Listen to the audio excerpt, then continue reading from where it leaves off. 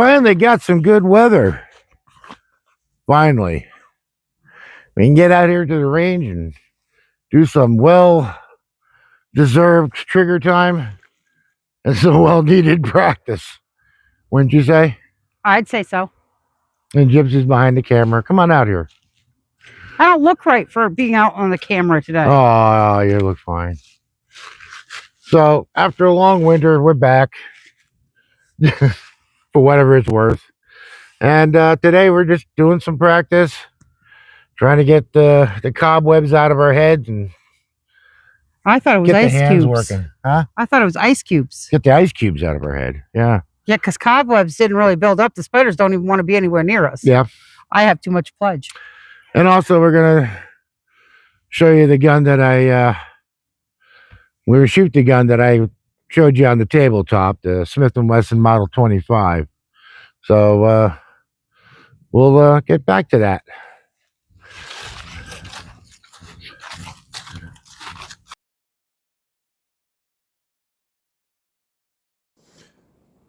Here's what we're looking at today. A classic Smith & Wesson Model 25-7 and 45 Long Colt. This gun is unaltered. There's been a few things I want to talk about this particular gun. Some of it's controversial. Well, you'll find if you look at any of the forums, people either love this gun or they hate this gun. I like this gun. It's one of my favorite guns. So, well, we'll take a little closer look here. Sometimes this is referred to, come on, get in focus, the model of 1990 or 1989. There, it's written right in front of me. I couldn't read it. Well, as you can see on that gun's got a lot of use. This was my little hunting buddy for quite a few years.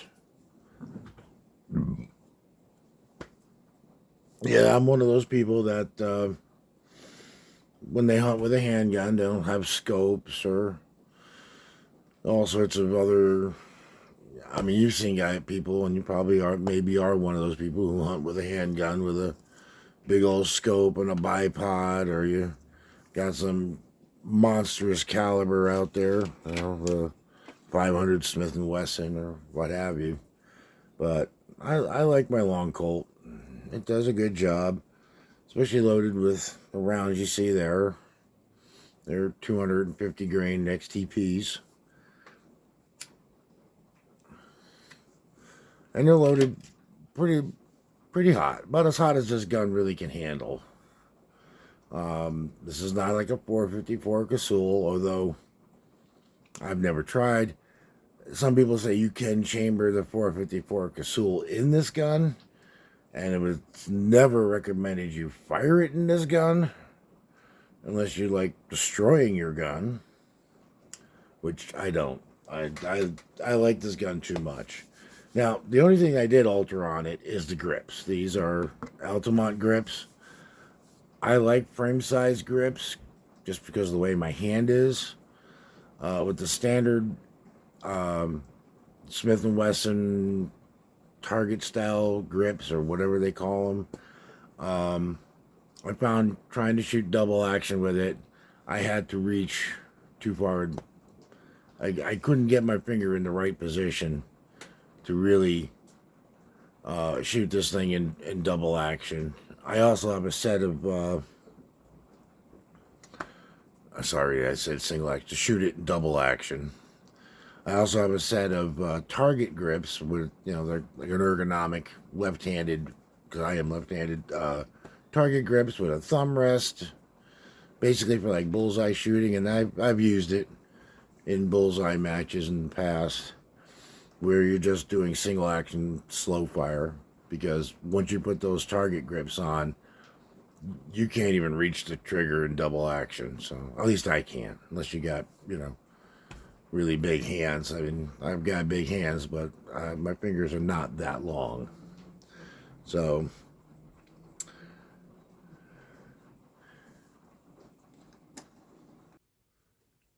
Now, I said this gun's untouched or unmodified.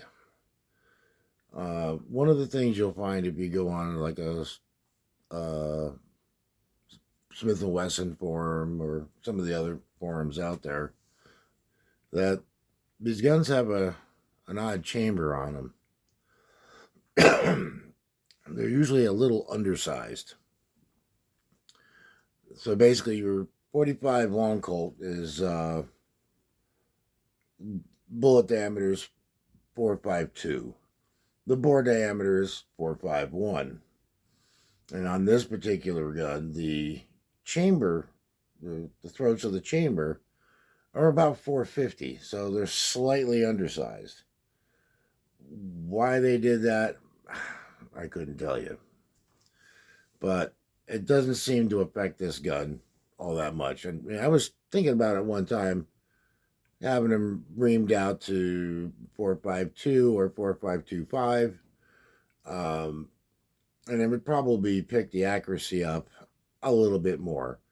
But shooting jacketed ammo out of this gun, I don't see um, any real problems with it. It's just this particular gun. Other people will tell you that some of these guns don't shoot for shit. Um, they'll have chamber throats that are like 448, 449. So way undersized. So the bullet kind of gets squeezed down before it even hits the forcing cone, and then you get a lot of gases escaping around the forcing cone. You get gases escaping up the barrel. The performance becomes crappy, and accuracy becomes crappy. But this gun seems to be doing okay. So I mean, the other thing that some people will do to these guns is they'll turn the back of the cylinder to accept a moon clip, and then you can fire 45 ACP or 45 long Colt. I call it long Colt, but it's just 45 Colt. Yeah, I don't want to do that. I don't really care about 45 ACP all that much. I mean, yeah, it's cheaper than 45 Colt, but it's not what I bought the gun for. I wanted it in 45 Colt. Um, I just have an affection for the cartridge. Uh, like I was saying earlier too, the only other thing I did was change the grips on it. Those are Azula grips. Uh, they fit my hand better, and that's basically all I've ever done to the gun. And I love the thing. It's been a very good gun. It's taken quite a few deer, and like I said, I've shot it in bullseye matches along with my 45 auto, and they because most of those matches were 45 auto, 22, and a third gun of your choice. And my choice for 22 was a Colt Trooper in 22. I think you've seen that in one of the other videos. And this gun for any gun, any other caliber. I could have chosen, 38s or 357s or whatever I had. At the time, I had a Dan Wesson that was a really nice gun, but I didn't like the idea of the interchangeable barrels. I mean, yeah, they're handy. You can go from 6 inch to 4 inch to 2 inch or whatever you had. I had a 4 and a 6 inch barrel, but I always found that the cylinder gap just kept changing on me. It used to drive me nuts. Every time I go to shoot it, I had to loosen the barrel up, put the feeler gauge in, crank the barrel down to the feeler gauge, and then retighten it. And I just got tired of that. Matter of fact, that gun went bye bye for a single action Italian made single action Colt Bisley with target sights in 357, and that gun has been absolutely awesome. I'll showcase some of those later on. I do have a couple of single actions that I like to play with. These are not guns that I use for personal defense, although you could use this thing as a house gun, but I think it's a bit much. You know, when a 380 or 9 or a 38 special will do the job, you know, for home defense. 45 long Colt's a little overkill, maybe. I don't know. But anyway, we're gonna go out to the range here and do some shooting with it. Just a quick little range session. You'll see that in a bit. We needed to get out and get some practice, so it's been a long, cold winter, and haven't gotten to the indoor range much because that's cold. There's no heat on in that place when there's nobody there, and there's usually nobody there. So we I don't know, maybe I'm just getting too old, but I didn't care for the cold.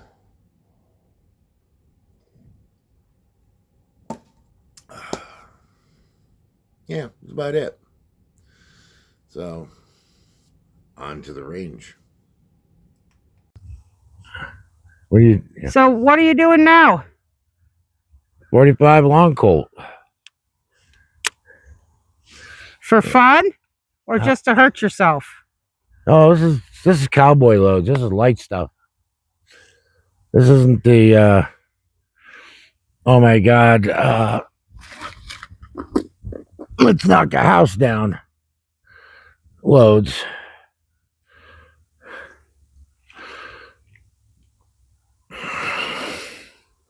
I don't want to shoot that. No, you don't. These are about as max as the gun can handle. I don't want to shoot that. Huh? I don't even want to shoot that. Okay. Oh. Let's see. Okay.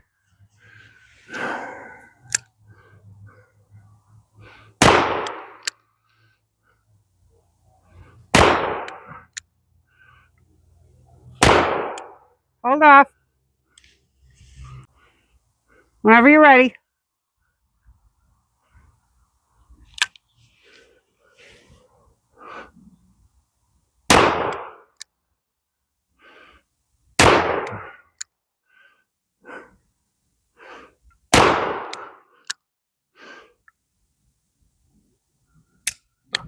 That's that.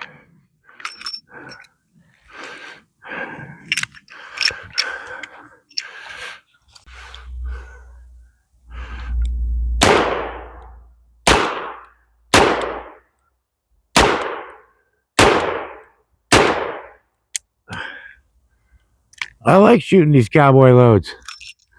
They're like shooting pop guns. You look like you're having fun like a kid. Oh, yeah. I haven't shot this thing in a long time. And I figured, let's see what everybody thinks of it.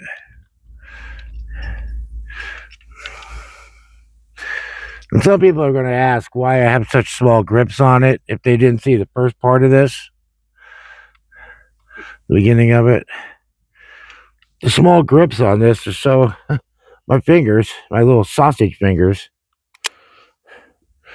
and let me go this way with it, can get around the gun in a reasonable fashion. Very much like my single action Colts. Sometimes I even do my finger underneath. So, yeah, it looks different having those little grips, but. And I'll tell you, it's not as bad to shoot as I thought it was going to be. I've shot a lot of 45s. Okay. Yeah, shot a couple of them. These are, let me read the box. Aguila, cowboy loads. They're very lightly loaded. Stop moving it. Sorry, that's just my hand shaking. Okay. I'm shaking. You can stop the video to read the box. Huh? I'm telling everybody they can stop the video to read the box. Yeah, just pause it because my hands are shaking with excitement. That's a little better. Yeah. Let me do all your close-up shots. I'll let you do those. All right, I'm gonna do a few more rounds, and I want to shoot up the rest of this because I'm gonna take some shots over your shoulder and stuff. Over my shoulder? Yeah, from behind you. Yeah, and then we're gonna do 6 of these. You're not doing them. I am not touching them. But these are a little heavier loaded. So let's try it again. You ready? Oh, over the shoulder shot. Yeah, I told you I was going to go over the shoulder. Okay.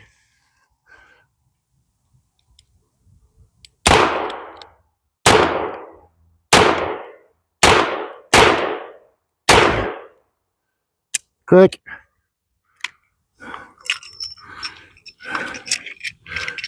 I'm at least keeping them in the A. The shade is kind of covering up what he's doing, but he's trying to eat the hole through the center of the fiberboard. Make the hole bigger. He's just trying to make it extremely see-through. Yeah. All right.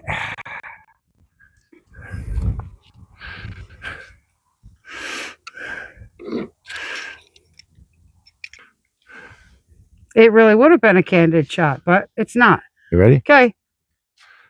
All set? You are going.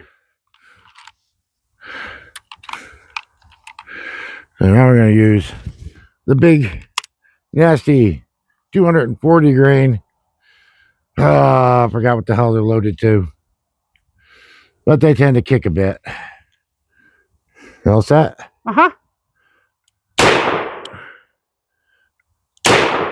Substantially more kick.